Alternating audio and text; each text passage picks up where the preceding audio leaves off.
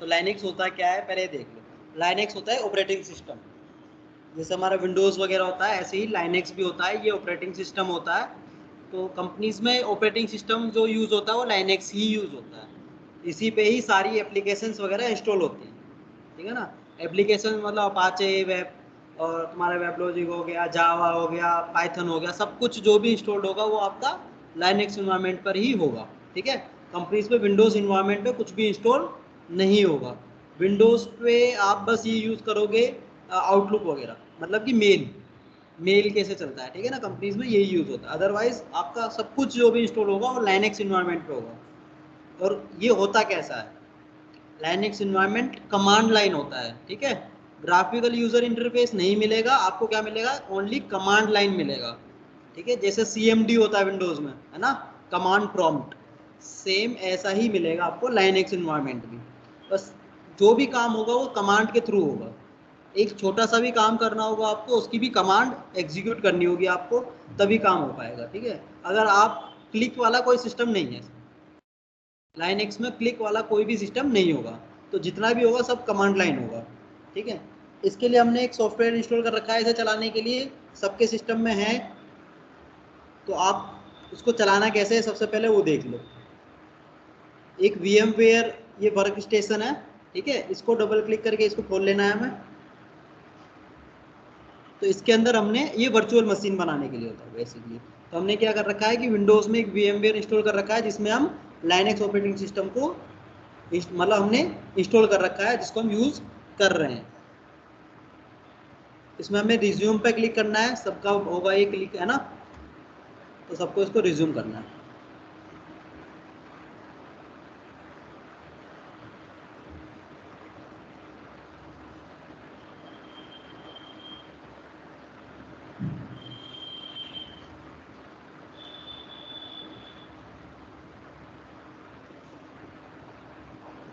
पहले ही चलाना आना चाहिए, जब भी आप प्रैक्टिस कर पाओगे, तो ये मस्ट है ना।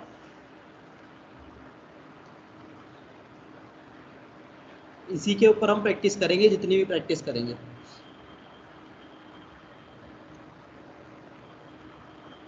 तो लाइनेक्स की जब भी बात करूंगा मैं, कि हमें लाइनेक्स चलाना है या ये कमांड एग्जीक्यूट करनी है, तो आपको हमेशा किससे कनेक्ट होना है, VMware पे जाके ही कनेक्ट होके और फिर हम करेंगे।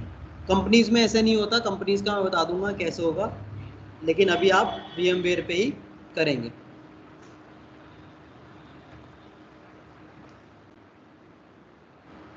कंपनी में होता है पुट्टी, ये एक सॉफ्टवेयर है, छोटा सा सॉफ्टवेयर है, इसको इंस्टॉल करेंगे तो ऐसी स्क्रीन दिखाई देती है। जब भी हम पुट्टी सॉफ्टवेयर को खोलते हैं तो ऐसी एक स्क्रीन दिखाई देती है, ये देखो ये दिख रहा है पुट्टी, ठीक है ना। तो ये एक सॉफ्टवेयर है पुट्टी, PUTTY, ठीक है। तो पुट्टी सॉफ्टवेयर यूज होता है कंपनीज में लाइनेक्स इन्वायरमेंट को चलाने के लिए, ठीक है। ये आपको याद रखना है कि ये क्वेश्चन मतलब पूछ लेते हैं कि आप कौन सा टूल यूज करते हो लाइनेक्स को ऑपरेट करने के लिए, तो आपको VMware नहीं बताना, वहां पे पुट्टी बताना है आपको। क्या बताना है, पुट्टी यूज करते हैं हम, ठीक है ना। तो ये इंपॉर्टेंट क्वेश्चन भी समझ सकते हो आप, इसको लिखना चाहो लिख लो कि आप कौन से टूल पे यूज करते हो लाइनेक्स को, पुट्टी पे करते हैं, या कौन से टूल के थ्रू कनेक्ट करते हो तो पुट्टी के थ्रू कनेक्ट करते हैं।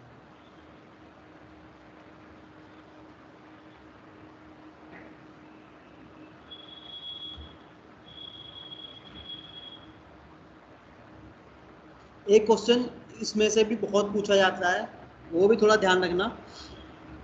पुट्टी में SSH क्लिक होता है, बाय डिफॉल्ट क्या क्लिक होता है, SSH दिख रहा होगा आपको जहां मेरा कर्सर है, ठीक है ना। SSH पे ब्लू टिक हो रखा है ना, तो ये SSH यूज होता है। पुट्टी पे कौन सा कनेक्शन करते हैं हम, SSH सिक्योर्ड सेल। इसका पोर्ट क्या होता है, बाय डिफॉल्ट इसका पोर्ट क्या होता है, 22।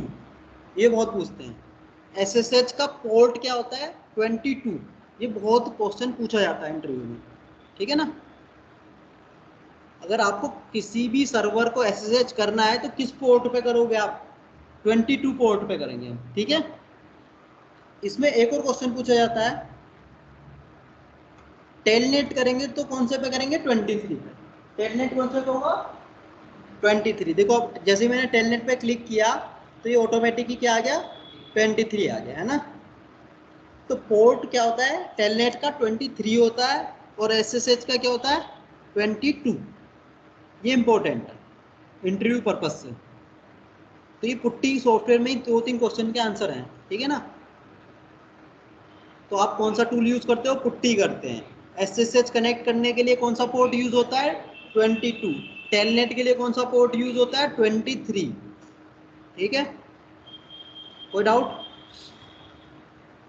ये इंपॉर्टेंट है। कभी कभी कुछ जो थोड़े से मतलब एसएसएच के ऊपर क्वेश्चन पूछेगा ना, तो वो पोर्ट पूछ लेता है, ठीक है। तो ये आपका 22 पोर्ट यूज होता है। अब इसको कैसे यूज करेंगे हम देखेंगे। ये हमारा VMware है, तो इसको मैं लॉगिन कर लेता हूँ। तो ये सबके पास इंस्टॉल्ड है, इसका पासवर्ड सबको बता रखा है। तो ये पुट्टी खुल जाती है। जैसे ही मैंने मतलब इसको VMware को खोला तो ऐसी स्क्रीन दिखाई देगी आपको, बताता हूँ ऐसी। जैसे ही मैं VMware को ओपन करूंगा आपको ऐसी ब्लू सी स्क्रीन दिखाई देगी, ठीक है।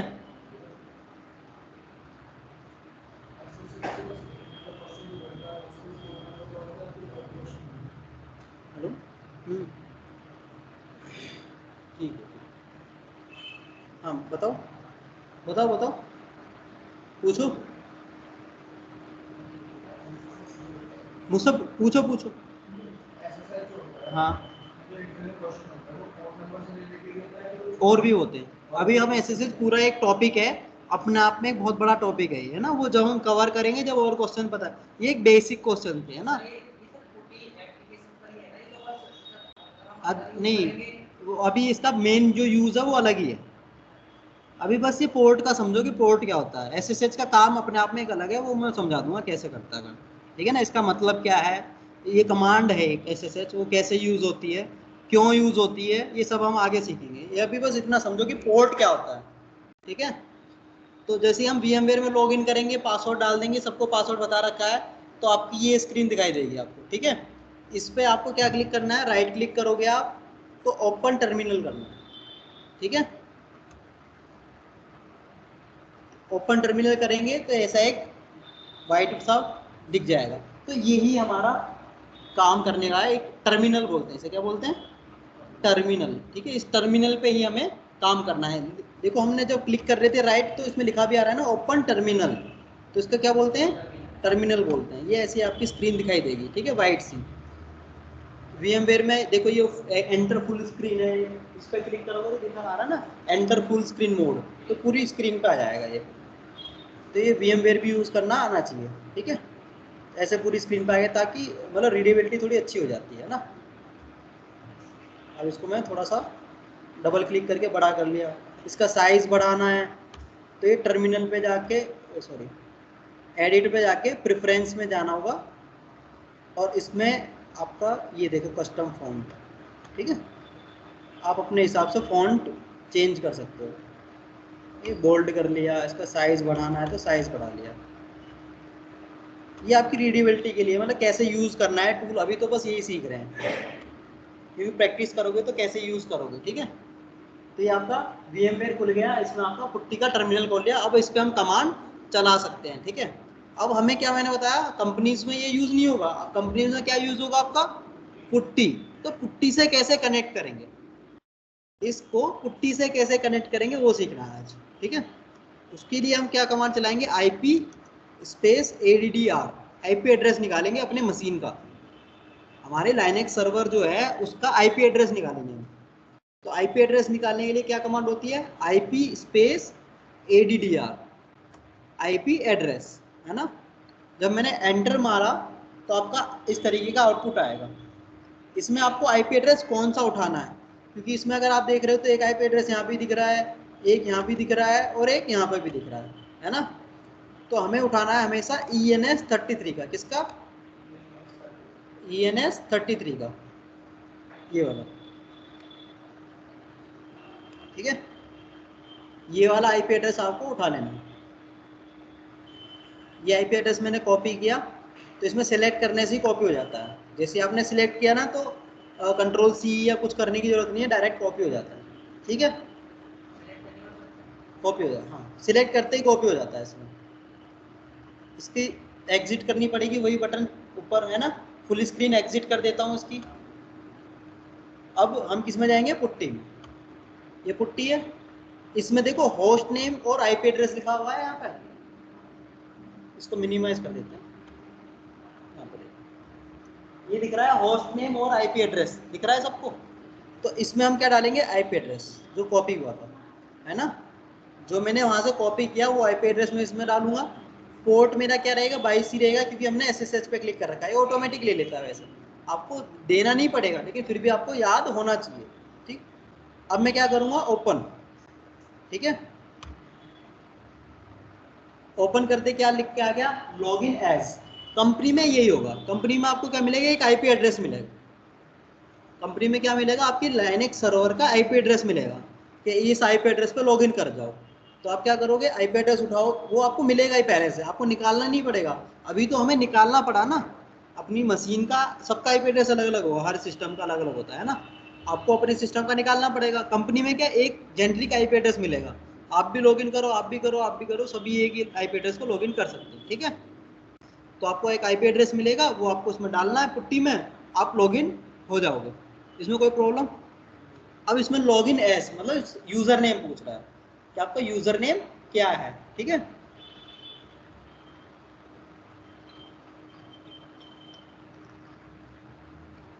इसको थोड़ा सा बड़ा करके इसका फॉन्ट बड़ा कर लेते हैं। Change setting, appearance, font change,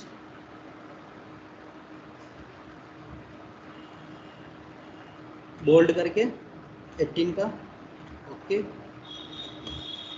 ठीक है, तो ये लॉगिन एज पूछा है इसने, तो ये क्या पूछ रहा है इससे, लॉगिन का यूजर नेम पूछ रहा है। तो यूजर नेम हमारा है सर्वर 2। यूजर नेम क्या है हमारे पास, सर्वर 2। एंटर करेंगे, अब ये इसका पासवर्ड पूछेगा। ठीक है, पासवर्ड में लिख दूंगा, ये सबको पता ही है। अगर मैंने ये लिख के लिखूंगा तो इसमें दिखाई नहीं देता है ना। लाइनेक्स में क्या होता है, जब आप पासवर्ड लिखते हैं तो वो शो नहीं होता, लेकिन वो लिखा जा रहा है। मैंने टाइप कर दिया, वो टाइप हो चुका है, ठीक है, लेकिन आपको शो नहीं होगा। मैं एंटर कर दूंगा तो वो आपका पासवर्ड ले लेगा, लॉगिन कर लिया मुझे, है ना, देखो मैं हो गया लॉगिन। अब हम लॉगिन हो चुके हैं, तो कंपनी में आपको ऐसी ब्लैक स्क्रीन दिखाई देगी बस। ठीक है, कंपनी में आपको मिलेगा पुट्टी सर्वर और आईपी एड्रेस। 15 आईपी एड्रेस भी मिल सकते हैं, 20 भी मिल सकते हैं, 50 भी मिल सकते हैं, या 10 भी मिल सकते हैं, है ना। कितने भी मिल सकते हैं, वो आपकी कंपनी, आपके प्रोजेक्ट पे डिपेंड करता है ना, कि कितने सर्वर्स हैं, कितने सर्वर्स की रिक्वायरमेंट पे, किस सर्वर पे क्या इंस्टॉल्ड है, उसके हिसाब से अलग अलग सर्वर आईपी होते हैं। वो आपको ध्यान रखना पड़ेगा, है ना, वो एक नोटपैड में लिख लो, कैसे ही करके रख लेंगे हम। तो जब भी हमें कनेक्ट करना होगा, हम क्या करेंगे, उस आईपी एड्रेस को उठाएंगे, पुट्टी में डालेंगे, एंटर मार दोगे, लॉगिन, यूजर नेम पूछेगा, यूजर नेम डालो, पासवर्ड पूछेगा, पासवर्ड डालो, लॉगिन हो गए। कंपनी में सिंपल स्टेप है, लेकिन अपने सिस्टम में प्रैक्टिस करने के लिए क्या करना होगा, पहले VMware में लाइनेक्स को ओपन करो, उसका आईपी एड्रेस निकालो, उसके बाद पुट्टी में डाल के कनेक्ट करो, है ना। अब मान लो एक चीज ध्यान रखो, VMware खोलना क्यों जरूरी है, क्योंकि अगर सर्वर हमारा अप नहीं है तो हम एक्सेस कैसे करेंगे, है ना। अगर हमारा सर्वर जो है वो रनिंग नहीं है, वो शट डाउन हो रखा है, आप कैसे यूज कर सकते हो उसको, एक्सेस नहीं कर सकते ना। शट डाउन हुए सर्वर को, तो सर्वर क्या होना चाहिए, अप एंड रनिंग होना चाहिए। सर्वर हमारा क्या होना चाहिए, अप एंड रनिंग। तो हमें अप एंड रनिंग करने के लिए क्या है, पहले VMware को खोल लो, सर्वर को अप एंड रनिंग कर लो, वो चालू हो गया, फिर आप इसको वहां से आईपी एड्रेस उठाओ, इसमें डालो और कनेक्ट करो। अब जैसे ही आपका, अभी हम VMware पे हैं, जैसे ही आप नेटवर्क चेंज करोगे, मतलब कभी किसी वाईफाई से कनेक्ट हो, कभी किसी वाईफाई से, तो आईपी एड्रेस आपका चेंज हो जाएगा। ठीक है, wifi change, IP address change. वो हम स्टैटिक आईपी कैसे करेंगे वो बाद में, एडमिन का पार्ट है, लेकिन अभी के लिए ये ध्यान रखना। आप कहोगे कि मैंने एक आईपी एड्रेस सेव कर लिया यार, अब आईपी एड्रेस उससे लॉगिन नहीं हो पा रहा मैं, तो वो इसीलिए होता है कि अभी आप किसी वाईफाई से कनेक्ट हो, बाद में आपने किसी और वाईफाई से कनेक्ट कर लिया, तो आपका आईपी एड्रेस चला जाए। ठीक है, तो पुट्टी चलाने के लिए नेट जरूरी है। ठीक है, ये नहीं कि आपने VMware ऑन कर लिया, वहां से आईपी एड्रेस उठा लिया, फिर पुट्टी में डालो चल जाएगा, नहीं, पहले आपको नेटवर्क से कनेक्ट होना पड़ेगा, इंटरनेट से। ठीक है, नेट से कनेक्ट होना जरूरी है, तभी आप उसको आईपी एड्रेस को इससे कनेक्ट करके कर सकते हैं। कोई प्रॉब्लम? ठीक है, ये आगे समझ में। एक और बात दिखा देता हूँ कैसे लॉगिन करते हैं। इसको बंद कर दिया, ठीक है। ये VMware में गए हम,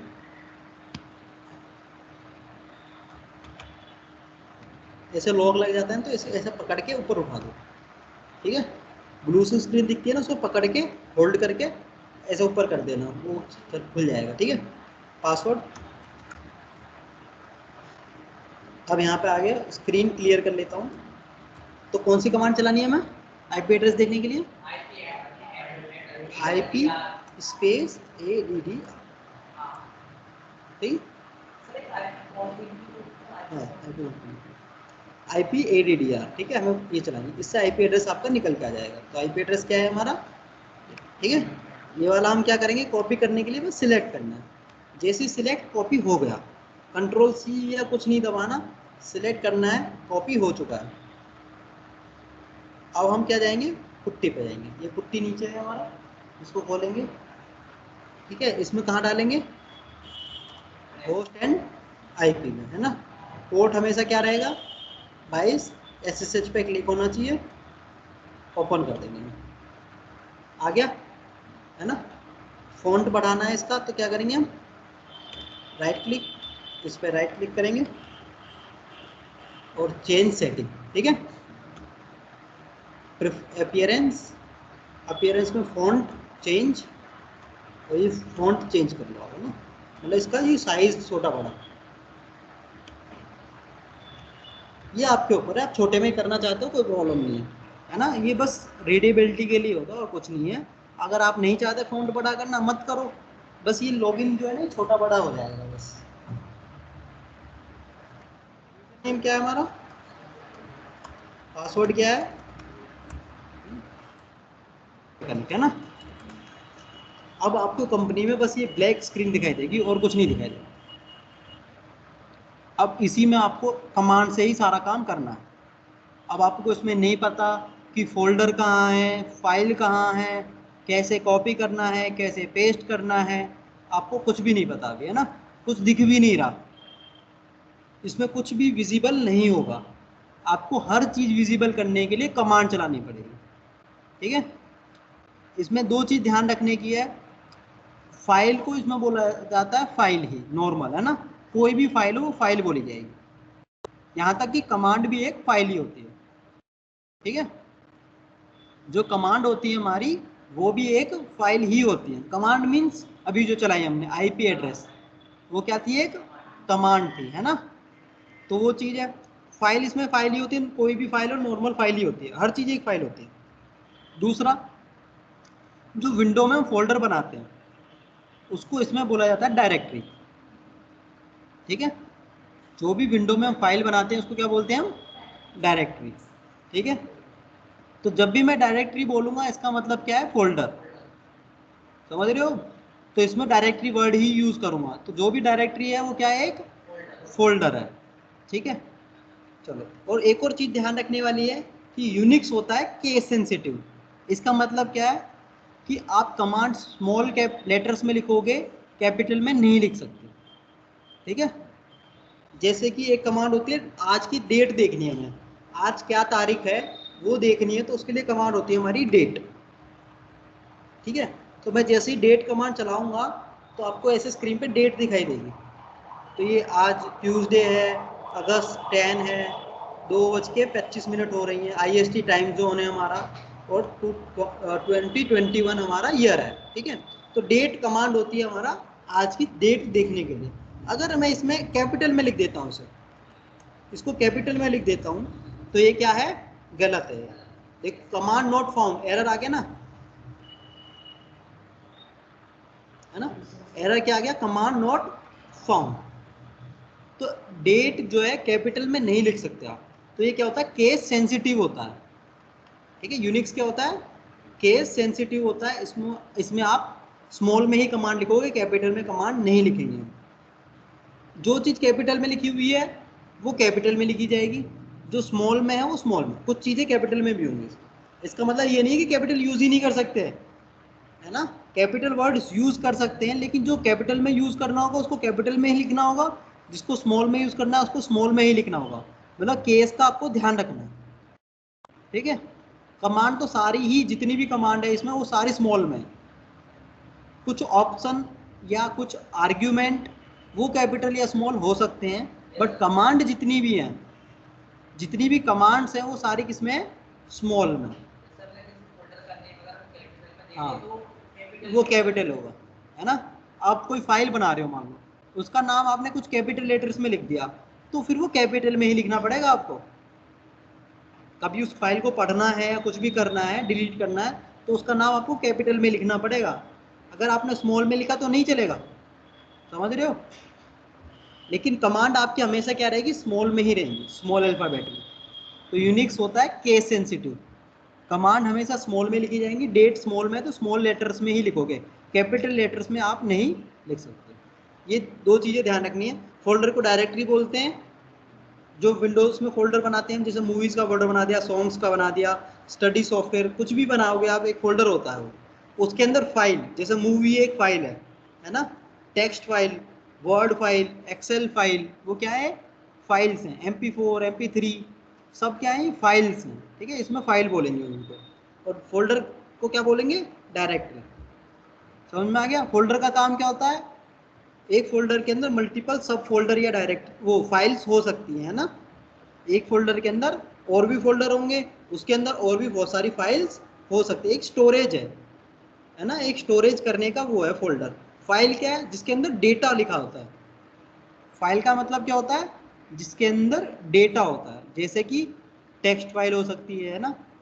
लाइनक्स में मोस्टली टेक्स्ट फाइल ही होती है।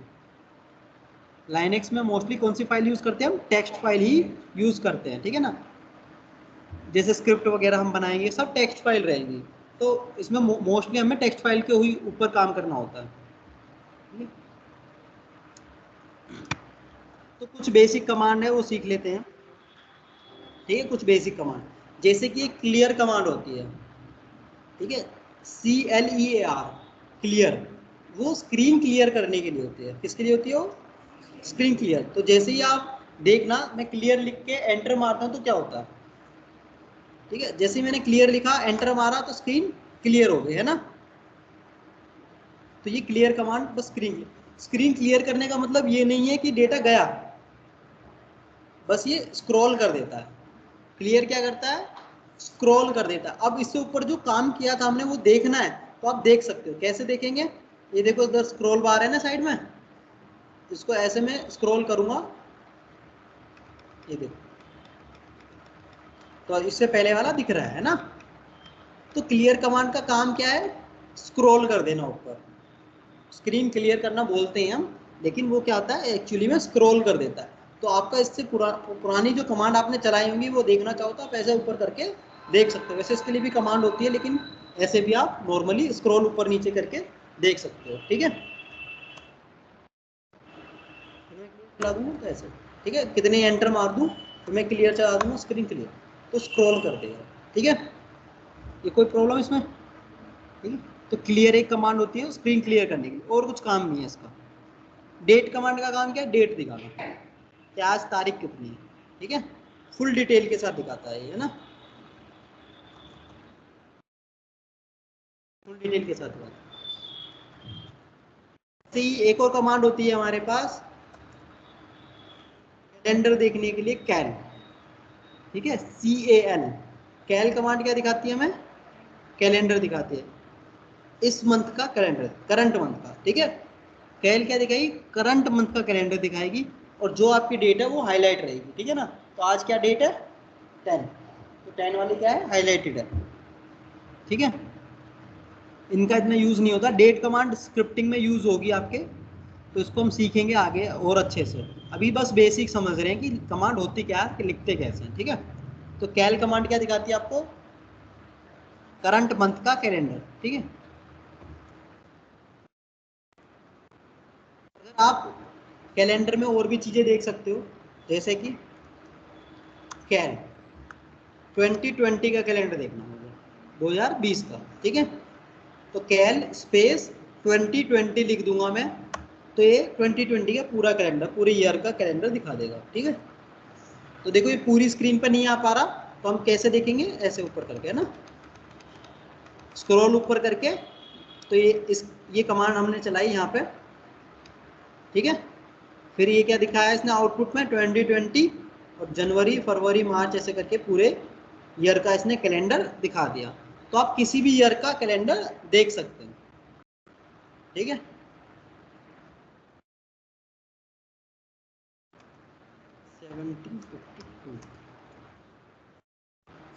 तो एक 1752 ईयर था, 1752।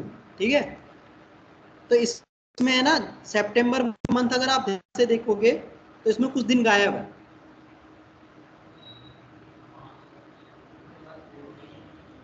तो ये देखो ये 2 के बाद सीधा 14 आ गया था। ठीक है, ये कैलेंडर मिस हो गया था रियल में ही, ये रियल में मिस हुए हैं डेट। आप 1752 का कभी भी कैलेंडर देखना तो उसमें 13 डेज जो है, मतलब 12 या 13 डेज ये मिस हो गए थे सितंबर मंथ में। ठीक है, ये रियल में मिस हो गए थे। हाँ, मतलब इतने दिन गायब हैं हमारे उसके, अगर देखो तो आप कैलेंडर के इतने दिन। हाँ, ठीक है, तो ये डेज गायब है हमारे इसमें से 1752 में से। ठीक है, ये ध्यान रखना, मतलब ध्यान नहीं, वैसे बता रहा हूँ मैं, नॉलेज, जनरल नॉलेज के लिए। तो ये हमारी मतलब जो पुराने टाइम के थे उनके लाइफ से 12 डेज गायब थे सितंबर मंथ में, ये डेज गायब रहे हैं, और ये रियल में ही गायब रहे हैं। ये नहीं कि लाइनेक्स में दिखा रहा है बस, ये रियल में ही नहीं था कैलेंडर में। तो सबसे छोटा मंथ बोले कोई तो यही था, 1752 का सितंबर मंथ सबसे छोटा मंथ माना जाता है, क्योंकि इसमें 12 डेज के करीब गायब थे। ठीक है, ये बस जनरल नॉलेज के लिए है, लिखना मत ये ऐसा नहीं है, वैसे ही बता रहा हूँ, है ना। तो कैल कमांड होती है हमारी कैलेंडर देखने के लिए। इसके बाद आप इसको, जो इसमें मैंने लिखा, इसको बोलेंगे क्या, ये 2020 लिखा, इसको बोलेंगे क्या, है ना। इसको टेक्निकल वर्ड में कुछ बोलते हैं, तो इसको बोलते हैं आर्ग्यूमेंट। क्या बोलते हैं इसको, आर्ग्यूमेंट। ठीक है ना। हाँ, 2020 के एक कैल कमांड को मैंने आर्ग्यूमेंट दिया है। कैल क्या है, कमांड है, 2020 क्या है, एक आर्ग्यूमेंट है, ये आपको पता होना चाहिए। ठीक है, तो आप कितने भी आर्ग्यूमेंट इसमें होते हैं, है ना, मल्टीपल आर्ग्यूमेंट्स भी इसमें दे सकते हैं। तो अभी हमने कितने आर्ग्यूमेंट दिए हैं, एक आर्ग्यूमेंट। कमांड क्या है हमारी, कैल। कोई प्रॉब्लम किसी को। ठीक है, आर्ग्यूमेंट समझ में आ गया। जैसे कि मुझे चाहिए, ठीक है, मैंने कैल लिख के लिख दिया 02, तो ये 02 मंथ नहीं मान रहा, ये क्या मान रहा है, ईयर मान रहा है। 02 क्या मान रहा है, ये ईयर मान रहा है। हमें क्या चाहिए लेकिन, मंथ का चाहिए, है ना। तो हम क्या लिखेंगे, कैल 02। अब बताना भी पड़ेगा कौन से ईयर का ये 02। ठीक है, कितने आर्गुमेंट दिए हमने, दो। पहला आर्गुमेंट क्या है, मंथ। दूसरा आर्गुमेंट क्या है, ईयर। तो इसने क्या दिखा दिया, फरवरी 2021 का मंथ का कैलेंडर दिखा दिया है। नहीं, कौन सा वाला,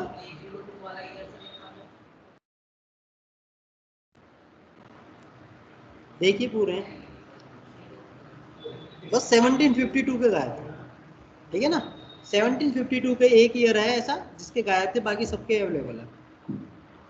तो कैल, दो आर्ग्यूमेंट देंगे इसमें हम, कैल। दूसरा आर्ग्यूमेंट है हमारा मंथ, मतलब पहला आर्ग्यूमेंट है मंथ, दूसरा आर्ग्यूमेंट है ईयर। तो उसी मंथ का निकाल के दे देगा। आप ऐसे आप किसी भी मंथ का निकाल सकते हैं। तो करंट मंथ का आ गया। अब देखो इसमें हाईलाइटेड क्यों है, आज की डेट है 10, इसलिए हाईलाइटेड है। आगे समझ में, कैलेंडर ये वैसे इतना यूज नहीं होता, बस ये आपके अंडरस्टैंडिंग के लिए बता रहा हूँ, ना ही इस पर कोई क्वेश्चन पूछा जाएगा। बस ये अंडरस्टैंडिंग के लिए कि कमांड चलती कैसे है और उसमें आर्ग्यूमेंट का मतलब होता क्या है। ठीक है,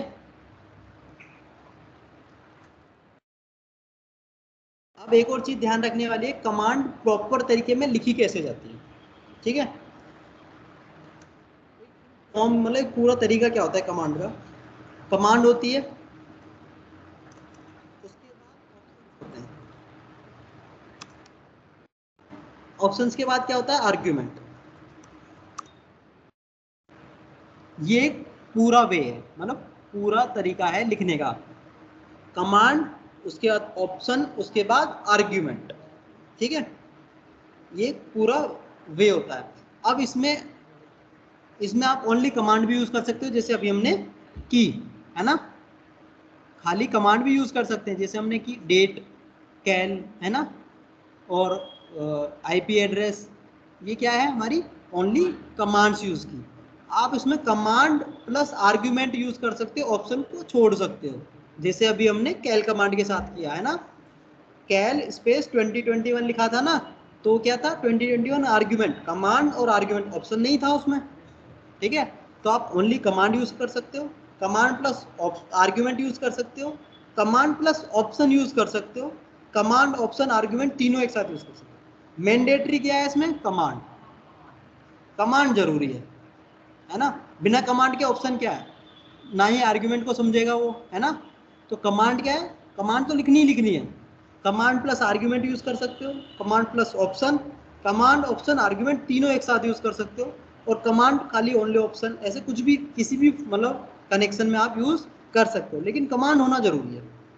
ठीक है, अब ऑप्शन में और आर्ग्यूमेंट में क्या डिफरेंस है ये समझना है। आर्ग्यूमेंट्स जो है वो नॉर्मली लिखे रहते हैं, और ऑप्शन के आगे हमेशा हाइफन लगा होता है। जब भी मैंने देखो हाइफन ऑप्शन लिखा है, माइनस, माइनस को क्या बोलते हैं, हाइफन बोलते हैं। ठीक है ना, आपकी कीबोर्ड में माइनस जो होगा उसको हाइफन बोलते हैं। तो हाइफन लगा हुआ जिसके आगे होगा वो क्या माना जाएगा, ऑप्शन, और जिसके आगे हाइफन नहीं लगा वो क्या है, आर्ग्यूमेंट। तो कमांड के बाद हाइफन लगा के कुछ लिखा तो वो ऑप्शन होंगे, और अगर बिना हाइफन लगाए लिखा तो क्या होंगे, वो आर्ग्यूमेंट। जैसे कि कैल कमांड के साथ था, कैल स्पेस 2021 में हाइफन नहीं लगाया तो क्या था, वो आर्ग्यूमेंट था, है ना।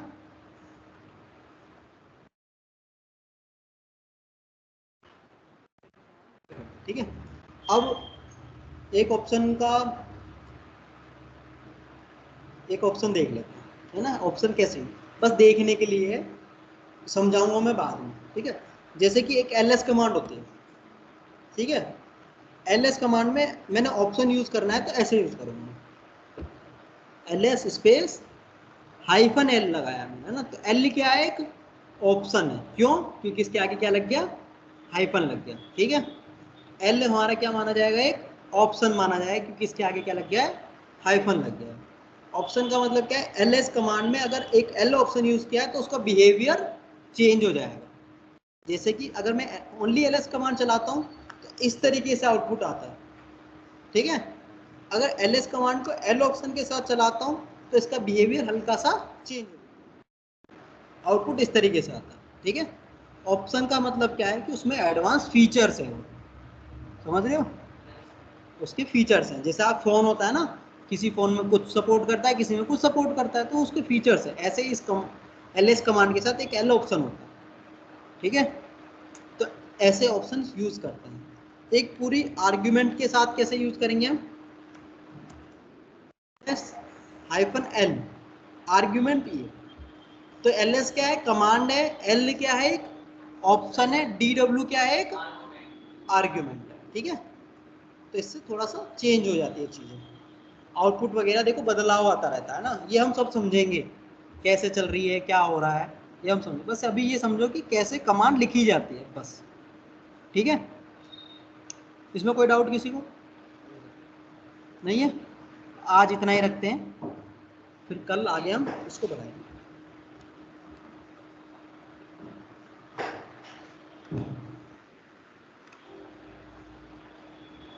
कोई डाउट तो नहीं किसी को इसमें।